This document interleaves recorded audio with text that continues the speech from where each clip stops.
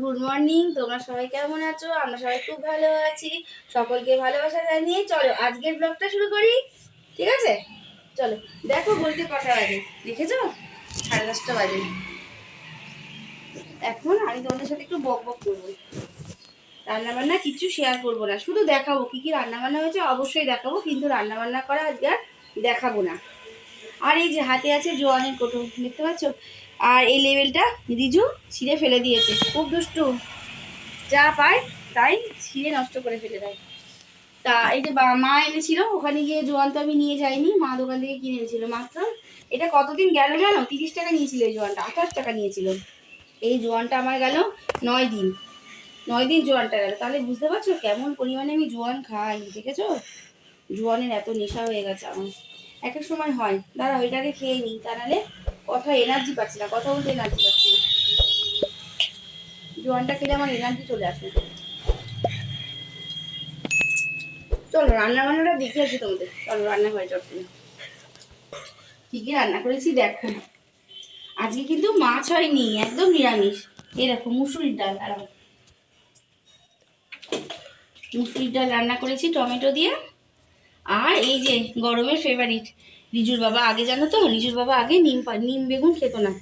বলতো কি ছোটবেলায় মা নিম পাতা দিলে আমার চোখ দিয়ে জল চলে আসতো। বসে বসে কাঁদতাম 15 মিনিট ধরে। তারপর বাবা লাঠি নিয়ে বসতো নাকি, ওই ভয়ে নিম বেগুন কষ্ট করে তিতা গিলার মতো 20 গেলার মতো করে খেত। কিন্তু এখন স্বেচ্ছায় বলে তুমি নিম পাতা করো, নিম পাতা করো। সপ্তাহে একদিন করে রান্নার মধ্যে নিম পাতা রাখার চেষ্টা করবে। কত পরিবর্তন হয়ে গেছে, তাই না? মানুষের এরকম পরিবর্তন হয়। আর এরকম আবার অনেকে, আমার শাশুড়ি এখন নিম পাতা খেতে ভালোবাসে না। শাশুড়ি মা আগে খুব নিম পাতা ভালোবাসতো, এখন বলে নিম পাতা ভালো লাগে না। এরকম হয় মানুষের এক এক সময়, সময়ের সাথে সাথে কোনটা ভালোটা হয়তো খারাপ লাগে, খারাপটা ভালো লাগে, এরকম হয়। আর এই যে আলু সিদ্ধ, ডাল হলেই আলু সিদ্ধ চাই। আমার আর রিজুর তো চাই, অন্য কারোর লাগুক না লাগুক, আমার আর রিজুর চাই চাই। আর এই দেখো লঙ্কার বড়া, তার সাথে লঙ্কার বড়াগুলো ভেজেছি, বড় বড় যে লঙ্কাগুলো। আর 2 বেলার জন্য একটুখানি কচুর লতি, অল্প একটু হয়ে গেছে লতি। লতি সেদ্ধ করে নিলে না অল্প একটু হয়ে যায়। আমার আগে বলছি তোমাদের সেই গল্পের কথা, আমি এগুলো আগে ঢুকিয়ে রাখি, তাহলে বিড়াল মামা এসে মুখ খাবে তো না, মাছ নেই কিন্তু এগুলো নষ্ট করে দেবে মুখ টুক দিয়ে, তাই না? তখন সব ফেলা যাবে। চলো, বাসনপত্র কিচ্ছু নেই, সমস্ত রেডি, ওকে হয়ে গেছে রান্নাঘর, তাই তো? রান্নাঘরের কাজ কিচ্ছু বাকি নেই, সমস্ত হয়ে গেছে। 10:30 বাজে, আমার ঘড়ি তবুও 10 মিনিট ফাস্ট আছে, তবু আমি সেটাকেই ধরেই বলছি। এই দেখো আমার সব রান্নাঘর গোছানো হয়ে গেছে। আর ঘর দর তো ঝাড়ঝুড় সকালবেলায় দিয়ে রেখেছি, কিন্তু আমি একটা কাজ আজকে করতে পারি। তো একদম ক্লাউডি, পুরো মেঘলা আকাশ, তার মধ্যে ছিপছিপ করে বৃষ্টি পড়ছে। বুঝছো, রাস্তা পুরো ভিজে চান করেছে, পুরো রাস্তা ভিজা। দেখো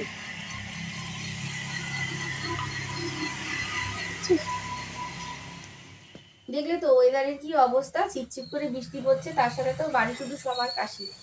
এই পাশের খাওয়াচ্ছি, ওষুধ খাচ্ছে, কিছুতেই বলে না। আমি তো একটা ভিডিওতে বলেছি কাশিকে কিছুতেই বসে আনতে পারছি না, মিলে গেল, দেখলে তো? আমি খুব ভয় পাই কাশি হলে, আর বাচ্চাদের তো আরো কষ্ট। খুব সাবধানে রাখবে, যাদের ছোটখাটো বাচ্চা আছে সাবধানে রাখবে। তবুও হয়ে যায়, সাবধানে রাখলেও হয়ে যায়, সিজন চেঞ্জ, রক্ষা করা যায় না। তবুও যতটা সম্ভব তোমরা সাবধানে থাকবে, বাচ্চাদেরকেও সাবধানে রাখবে। আর এই দেখো স্কুলে পাঠাবো না, যেহেতু আকাশের অবস্থা ভালো না, ক্লাউডি মেঘ, দেখলে তো মেঘের অবস্থা, আকাশে মেঘ, বৃষ্টি পড়ছে। ওই জন্য বললাম তাহলে বসে বসে তুমি কিন্তু অঙ্ক করবে। আমি দেখো কত খাতায় অঙ্ক টুকে রেখে দিয়েছি, জানো তো? অনেক অঙ্ক, সরল মূল পয়েন্টে যোগ বিয়োগ, অনেক অঙ্ক আছে এর মধ্যে। একটা একটা করে অঙ্কগুলো করে ফেলো, হ্যাঁ বাবা? সলভ করো অঙ্কগুলো, ঠিক আছে? যেটা পারবে না সেটা আমাকে জিজ্ঞাসা করবে। তা আমি বলেছি আমি রান্না করছিলাম, আর শরীরটা ভালো নেই, বিশেষ ভালো নেই। মানে কোমরে, এমনিতেই জানো আমার কোমরে ব্যথা, কোমরের প্রবলেম আছে, স্পাইনাল কর্ড আমার হয়ে গেছে। আমি হচ্ছে অনেকদিন হলো তোমাদের কি বলে এক্সরে করেছি, এক্সরে রিপোর্টে ধরা পড়েছে স্পাইনাল কর্ড হয়ে গেছে। খুব সাবধানে চলাফেরা করতে বলেছে ডাক্তারবাবু, বলেছে যে যে কোনো মুহূর্তে আমি যেন সাবধানে হাঁটাচলা করি, সিঁড়িতে অল্প ওঠানামা করি, হ্যাঁ, ভারী কাজ যেন না করি। যদি আমি পড়ে যাই তাহলে আমাকে মানে বিছানায় শয্যাশায়ীর মতো অবস্থা হয়ে যেতে হবে, এইরকম টেনশনে থাকি। কিন্তু কাজ করার সময় কি অত কিছু মাথায় থাকে? পুরো পাড়া করে ব্যস্ততার মধ্যেই কাজ করতে হয়, বিশেষ করে সকালবেলার টাইম। ওর বাবা কাজে যায়, ছেলেদের স্কুল সবকিছু তোমরা তো জানোই যারা সংসার করো, তাই না? কত হুড়োপাড়া করে বিকেল টাইমটা আস্তে ধীরে কাজ করলেও কোনো অসুবিধা নেই, কিন্তু সকাল টাইমটা একদম দৌড়াদৌড়ি করে কাজ করতে হয়। তাই প্রচন্ড কষ্ট হচ্ছে, মানে আমি বসতে পারছি না, স্থির হয়ে বসতে পারছি না, শুতে পারছি না, পাশ ঘুরতে পারছি না, এত কষ্ট হচ্ছে। তার মধ্যে লতিগুলো শুকিয়ে যাচ্ছে, মা দিয়েছিল সেগুলোও শুকিয়ে যাচ্ছে, ওগুলো তো অনেকক্ষণ ধৈর্য ধরে তো ছাড়াতে হবে, তা ওগুলো ছাড়াতে গিয়ে খুব কষ্ট হয়েছে। তাই যতটুকু পেরেছি সেরকম ভাবেই করেছি। আর একটা কি হলো সুবিধা দিলাম, সিদ্ধ করার পরে আমি আস্তে করে খোসাটায় টান দিলাম, তখন বেরিয়ে যাচ্ছে। তো এইভাবেই আজকে লতিটা রান্না করেছি, তাই রান্নাগুলো তোমাদেরকে শেয়ার করতে পারিনি। আর জানো তো, আমি অল্পেতে কাবু হই না, অল্পেতে একদম কাবু হই না। যতক্ষণ পারি ততক্ষণ করার চেষ্টা করি। আর চেষ্টা না করেই বা উপায় কি আছে? সংসার, একা সংসার করতে তো হবে। আমি না করলে এইসব মানুষগুলো তো খেতে পারবে না, অসুবিধায় পড়ে যাবে, তাই না? আর সবসময় শরীর খারাপ করতেও ভালো লাগে না। শরীর খারাপের কথা শুনলে অপোজিট দিকের মানুষগুলোর মন খারাপ হয়ে যায়। তাই যতটা পারি চেপে রাখার চেষ্টা করি, কিন্তু শরীর তো, তাই না? তাই যতক্ষণ শরীর পারমিট দেবে ততক্ষণ করার চেষ্টা করে যাব। যতক্ষণ না বিছানায় শয্যাশায়ী হই ততক্ষণ করার চেষ্টা করে যাব। উপায় নেই, বসে থাকলে চলবে না আমার, জানো তো। আর ওই তো দেখছো রান্নাঘরে যাওয়ার সিঁড়ি, ওটাও সিঁড়ি, ওটাতে কতবার আপ ডাউন করতে হয়, ওই খাড়া সিঁড়ি। মানে আমার বাড়ির চতুর্দিকে সিঁড়ি, আর সিঁড়িগুলো প্রচন্ড খাড়া, মানে হিমালয়ের মতো বলতে গেলে, এতটাই খাড়া। তা যাই হোক, আমার একটু অসুবিধাই হয় করতে। আর এখন আরো প্রবলেম হচ্ছে এই কোমরে ব্যথার জন্য, এত ব্যথা বুঝতে পারছি না। রিজুর বাবা ওষুধ এনে দিয়েছে, কিন্তু ওষুধ সবসময় আমাকে দেয় না, কেন বলো তো? প্রেশার আছে, হাই প্রেশার, জানো, দুটো করে ট্যাবলেট খায়। এখন একটুখানি ওষুধের পাওয়ারটা কমেছে, কিন্তু তবু তো খেতে হয়, দুটো করে ওষুধ খায়, জানো তো। তার জন্য বলে প্রেশারের রুগী সব ওষুধ সবসময় দেওয়া যায় না, বিশেষ করে ব্যথার ওষুধ তো দেওয়াই যায় না, ভয় পায় খুব ওষুধ দিতে। আমি বললাম না দিলে আমি মানে উঠতেই পারবো না, কিন্তু একটা ট্যাবলেট খেয়েছি, কোনো কিছুই লাভ হয়নি। একটা ট্যাবলেটে তো কিছু হবে না, একটা 20 টাকা করে ট্যাবলেট নিয়েছে, স্টোর থেকে বলেই নিয়ে এসছে। আমি বলছি আজকে রাত্রিরেও একটা খাবো, বলছে না তোমার খেতে হবে না, এমনি সেরে যাবে। না না, আরো 2-3টে না খেলে আমি চলাফেরা করতে পারবো না, এত কষ্ট হচ্ছে, মানে কষ্ট করে চলাফেরা করছি। না করে বললাম যে উপায় নেই, কিন্তু কষ্ট করে করছি। এই আর কি বলবো বলো, যাদের একা সংসার তারাই বোঝে যে শরীর খারাপ হলেও তাদের রেস্ট নেওয়ার, বসে থাকার উপায় নেই। কারণ অপোজিট দিকে যারা বাড়ির মানে মানুষগুলো আছে তারা কি করবে? তারা তো করতে পারবে না, তাদের কথা ভেবে তখন নিজের শরীর খারাপের কথা ভুলে যায়, বুঝলে? এই তো সংসার, এর নাম সংসার, ভালোবাসা, তাই না? সংসারের প্রতি ভালোবাসা, যাই বলো না কেন। অঙ্ক হচ্ছে বাবা, সুন্দর করে অঙ্কগুলো করো, হ্যাঁ, ভালো করে করো, ঠিক আছে? যোগ বিয়োগ ধীরে সুস্থে গুনে গুনে করবে, হ্যাঁ। হাতের আঁকাগুলো এখানে রাফ রাফ সাইডে করতে হবে। রাফটারও কিন্তু দাম আছে, তাই না? যে রাফটা করবে অঙ্কে, সেটাও কিন্তু ম্যাডাম বা টিচার বলো, মাস্টার বলো, সবাই কিন্তু রাফটাও দেখে, রাফটা মুছবে না, রাফটা সাইডে করে রাখবে, ঠিক আছে? আর তোমারও সুবিধা হবে, তাই তো। রাফগুলো আমরা সাইডে করতাম আর সেগুলো মুছতাম না। স্যাররা কি, স্যার ম্যাডামরা কিন্তু রাফটাও চেক করে। রাফটারও দাম আছে কিন্তু, হ্যাঁ বাবা, সবসময় মাথায় রাখবে, রাফ যেটা করছো সেটারও দাম আছে, সাইড করে রাফটা করবে, ঠিক আছে? যেভাবে শেখাবো সেইভাবে নিয়ম মেনে চলো, হ্যাঁ। আর দেখছো তো কাশছে, বড় ছেলেও মুখ ধুতে গেল, ও এসে খাবে রুটি। ভালোই লাগছে ওয়েদারটা, তাই না? মেঘলা মেঘলা মনে হচ্ছে, শান্ত পরিবেশ, আজকে পরিবেশটা যেন শান্ত শান্ত লাগছে। ও অঙ্কটা করতে থাকুক, আমি তারপর চেক করে দেবো অঙ্কগুলো। একটা গল্প বলি, আমার বড় ছেলে যখন হয়েছিল তখন সিজার হয়েছিল। আমার প্রেশার আজকে এসছে, ধরো আমার বড় ছেলে হওয়ার আগের থেকেই প্রেশার চলে এসছে। তার মানে আমার যখন 23 বছর বয়স তখন থেকেই আমার জীবনে এই গয়নাটা ভগবান দিয়ে দিয়েছে, এই প্রেশারটা, বুঝলে? আর যখন আমার সিজার হয় তখন, বড় ছেলের বেলার কথা বলছি না, ছোট ছেলের বেলা। বড় ছেলের বেলা আমি মার কাছে ছিলাম, মা বোন ওদেরকে মানে কি বলবো, যথেষ্ট যথেষ্ট ভাবে করেছে। সেই ঋণ আমি শোধ দিতে পারবো না, আমার বোনের ঋণ তো শোধ দিতেই পারবো না। ওর একটা দ্বিতীয় মা বলতে পারো, আমার বোন ওর দ্বিতীয় মা।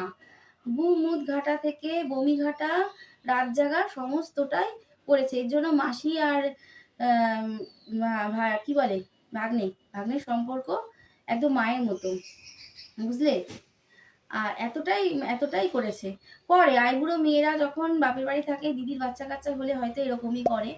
তাও তো তখন বিয়ে হয়নি, ও করেছে। আর ছোট ছেলের বেলায় আমার মাও অসুস্থ ছিল, আমি বাপের বাড়ি যেতে পারিনি, কারণ মা এই ধকল সহ্য করতে পারবে না, একটা বাচ্চার অনেক ধকল।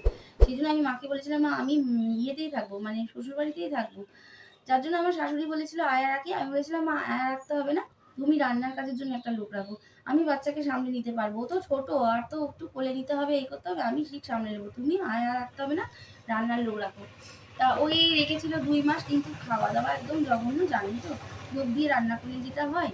তারপর আমি 2 মাস বাদ থেকেই আমি রান্না বান্না নিজের হাতেই আবার শুরু করেছি, রান্নাঘর সামলেছি, সবকিছুই করেছি। কিন্তু যখন আমি নার্সিং হোমে ছিলাম, যখন আমার ছোট ছেলের বেলায় সিজার হয়, তখন আমি জাস্ট 2 দিনের মধ্যেই, মানে আমি বেড থেকে নেমে হাঁটা চলা বাথরুমে যাওয়া সমস্তটা করেছি। ডাক্তারবাবু তো, আমার প্রেশারটা চরম হয়েছিল, মানে আমি মৃত্যুর মুখ থেকে চলে এসেছি। সেই ঘটনা পরে বলবো তোমাদের, মরেই যাচ্ছিলাম আমি। মানে ডাক্তারবাবু পরে বলেছে আপনার সিজার করতে গিয়ে আমি ভগবানকে শুধু ডাকছি। আর আমার তো জ্ঞান পুরোপুরি ছিল, আমি মানে ডাক্তারবাবু শুধু বলছে যে, যিনি অজ্ঞান করেন ওই ডাক্তারবাবুকে বলছে যে এই সময় পেশেন্ট এক্সপায়ার হয়ে যাবে, কি করব? তখন ওই অজ্ঞান করা ডাক্তারবাবু অপারেশন করছেন যিনি, তাকে বলছে আপনি ঘাবড়াবেন না ডাক্তারবাবু, আমি আপনার পাশে আছি, আপনি টেনশন করবেন না, আপনি আস্তে আস্তে সিজারটা অপারেশনটা ওটিটা করুন, আমি আপনার পাশে আছি, কিচ্ছু হবে না।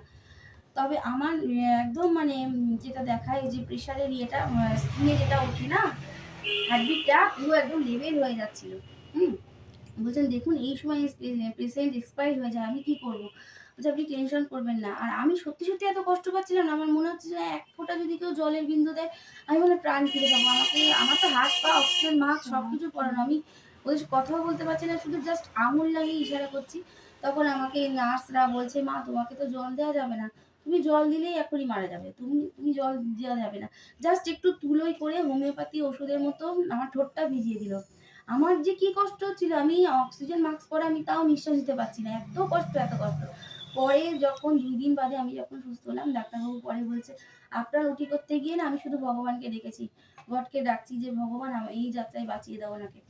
মানে উনি পুরো রক্ত মক্ত বলছে, হাত ফাত রক্তে ঘেটে গেছে, আপনার বেবি পুরো বুকের উপর উঠে গেছে, আপনিও মারা যেতেন, বেবিও মারা যেত অনেক কষ্টে। মানে আপনাকে কিভাবে যে সিজারটা করেছি ভগবান জানে। আর আমি তো নিজে বুঝতে পারছি আমার যে কি কষ্ট হচ্ছে, কি কষ্ট হলো, মানে আমি মরার মুখ থেকে ফিরে এসেছি।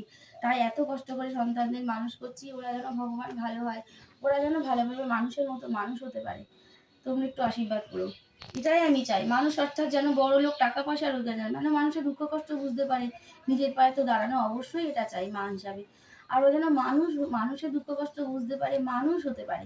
আমি সবসময় বলি মানুষ হও, মানুষ হওয়া দরকার। আজকাল মানুষের দুঃখ কষ্ট বোঝে না, জানো তো। তা এত করে সেই কষ্ট তো গেলই, তারপরে তো 2 দিন বাদেই আমি বাথরুমে যাচ্ছি, বাথরুমটা অনেকটা ডিস্টেন্স। ডাক্তারবাবু না আয়াদের বকাবকি করছে, কেন এই পেশেন্ট, আর নার্সদের বকাবকি করছে, কেন এই পেশেন্টটা বাথরুমে গেছে, ক্যাথিটার করানো ছিল, আমি খুলে দিতে বলেছি ক্যাথিটার।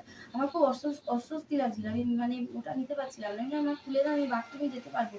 খুব বকাবকি করেছে ওরা, আমার জন্য বকাবকি খেয়েছে। যাই হোক আমি বাথরুমে পর্যন্ত গেছি, অনেকবার করে ডাক্তারবাবু এসে শুধু আমার প্রেশার দিত দিনের মধ্যে 2-3 বার। হ্যাঁ, আর তারপরে বাড়িতে আসার পরে আমি 1 সপ্তাহের মধ্যে কাঁচা ধোয়া বাচ্চার সমস্ত কিছু করেছি। এইটা দেখে তো পাড়ার কয়েকজন বৌদিরা বলছে তুমি, তোমার সিজার হয়েছে না, বাচ্চা কাচ্চা হয়েছে, তুমি কি করে কাঁদছো? আমি বলছি যে ভগবানই করিয়ে দিচ্ছে হয়তো, আর না করলে কি করবো, রিজুর বাবাকেই, মানে টুকুর বাবা রিজুর বাবাকেই দিতে হবে, এইসব কাজগুলো করতে হবে। আমি চাই না যে আমি বসে থাকবো আর ও ধোবে টোবে, এটা আমার ঠিক ভালো লাগে না। আর একটু হাগামুখা ক্যাথা তো যতই বাচ্চা হোক না কেন, এটা সবাই ঘৃণা পায়। আমি তো মা, আমাকে তো করতেই হবে। তাই জন্য কোনো অসুবিধা হয়নি। আস্তে, আস্তে এগুলো করতে পেরেছি। ভগবানই আমার সহায় ছিল, সাথে ছিল বলে হয়তো আমি এইসব কাজগুলো করতে পেরেছিলাম। তাই পাড়ার কয়েকটা বৌদিই বলেছিল যে, "কি করে তুমি করলে গো? এই অপারেশনের সিজার নিয়ে ১ সপ্তাহের মধ্যে ধুমধাম আওয়াজ পাচ্ছি।" ওই বসতে পারতাম না। হাফ বসা করে সিঁড়ির ওপর আঁচাড় দিয়ে কোনো রকমে কেচে দিতাম। অত ভালো করে হয়তো পারতাম না, কিন্তু হয়ে যেত। এইভাবেই সহজে ভগবান আমাকে হয়তো কাবু করতে পারছে না। ভগবানই সাথে সবাই আছে, তাই না? ভগবানই আমাকে দিয়ে করিয়ে নিচ্ছে। যার কেউ থাকে না, তার ভগবান সাথে থাকে, তাই না? এখন এগুলো আমি বিশ্বাস করি। যত বয়স হয় তত বিশ্বাস করি এইসব কথাগুলো। এতগুলো অঙ্ক বসে বসে করেছে। করো। এতগুলো করে সমান করে করতে যাই, আমার হাত খুলে যাওয়ার জোগাড় হয়ে যাবে। কেন বলে তো? কেন বলো? এতগুলো অঙ্ক করতেই পারবো না, কিন্তু কি করার, আমি তো আজ স্কুলেই যাইনি, তাই আমাকে এই অঙ্কগুলো করতেই হবে। এবার যদি মার দয়া হয় তাহলে মা বারণ করবে যে ছাড়, আর অঙ্ক করতে হবে না। ঠিক আছে, তুমি দেখি তুমি কতদূর করতে পারো, তারপরে আমি তোমাকে সেটা ভেবে চিন্তে বলবো, তাই না, যে করতে হবে কি হবে না। হ্যাঁ, আমাদের তো করো। এই ভিডিওটা ভালো লেগে থাকে লাইক আর সাবস্ক্রাইব করে পাশে থাকা বেল আইকনটা টিপতে ভুলবে না, কিন্তু অবশ্যই শেয়ার করবে আর কমেন্ট করবে কেমন হয়েছে ভিডিওটা। কি হচ্ছে, কিরকম খারাপ ওয়েদার। আমার কিন্তু বেশ ভালো লাগছে জানিস বাবা, এই ওয়েদারটা আর ভালো লাগছে। এই তো হয়েছে আজকে, দেখ বাবা হ্যাঁ, নিচে কত ফুল হয়েছে, গন্ধরাজটা কি সুন্দর হয়েছে, ভিতর দিকে গন্ধরাজটা দেখ হ্যাঁ, কত বড় হয়েছে। আর বৃষ্টি সূর্য না, পড়ছে। চলে আসো। দেখেছো, চলো বৃষ্টি প্লেন পড়ছে, যাচ্ছে, বৃষ্টির মধ্যে প্লেন কিন্তু যাচ্ছে। দেখাটা তো যাবে না কেন, এখন তো মেঘ। চলো ঘরে যাই। চলো। এগুলো কালকে তুলেছিলাম, এই কটা হয়েছে। এগুলো রোদ হলে বেশ শুকিয়ে যেত, কিন্তু এখানেই রেখে দিয়েছি, রোদ হলে আবার রোদ্দুরে দেবো। চলো ঘরে গিয়ে বসি এখন, আর কি করবো। সমস্ত আজকে কি কাজ করিনি আমি একটা বলছি, ফাঁকিই মেরেছি বলতে পারো, পারিনি। খুব কষ্ট হচ্ছিল ঘর মুছতে, যদিও লাঠি দিয়ে মোছা, মপ দিয়ে মোছা, কিন্তু তাও ওই কাজটাকে আজকে অ্যাভয়েড করে গেছি, বাদ দিয়ে গেছি, ওইটা আজকে করিনি। এমনিতে ওয়েদার খারাপ, বৃষ্টি, শুকাবে না, একটা টাইম নেবে, ওইটা একটা কারণ। আর আমার কোমরে চরম ব্যথা, এর জন্য আমি ওই কাজটা আজকে আর করিনি। চলো ঘরে যাই। ভালোই কিন্তু বৃষ্টি পড়ছে, কিন্তু আমি এখন চান করে উঠলাম, পুজো করতে যেতে হবে, পুজোর বাসন মাজবো। এই বৃষ্টির মধ্যে আমাকে ছাদে গিয়ে পুজোর বাসন মাজতে হবে, ঘরে মাজার ব্যবস্থা নেই, তাই কি করবো, মাথায় গামছাটা দিয়ে নিই, তাই না, মাথায় গামছাটা দিয়ে নিলে তাও অতটা জল পড়বে না। যাই বাসনগুলো ঝট করে মেজে আসি।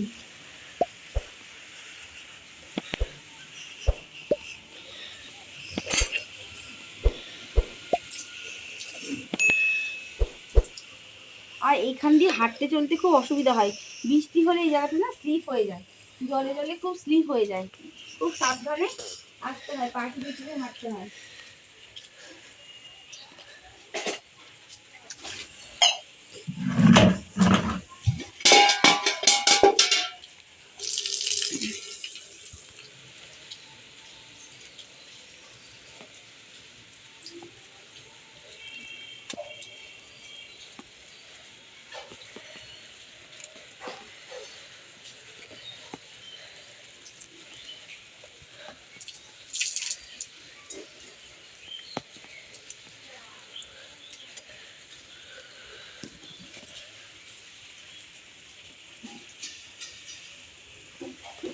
দেখো রান্নাঘরে এসে গেছি, চরম অন্ধকার, কারেন্ট আজকে এই বৃষ্টি ওয়েদার, কারেন্ট যাচ্ছে আসছে, কারেন্ট থাকছেই না, বুঝতে পারলে, আর মোবাইলেও একদম চার্জ নেই।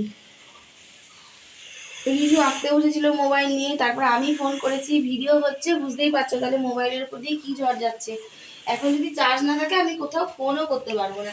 তাহলে ভাতটা ধরা রেডি হয়ে গেছে, শুধু টেবিলে বসবো আর ঝপাঝপ খেয়ে নেবো। তাহলে ভিডিওটা আজকে এখানেই শেষ করছি, তোমরা সবাই ভালো থাকবে, সুস্থ থাকবে, আর নিজের শরীরের খেয়াল অবশ্যই রাখবে।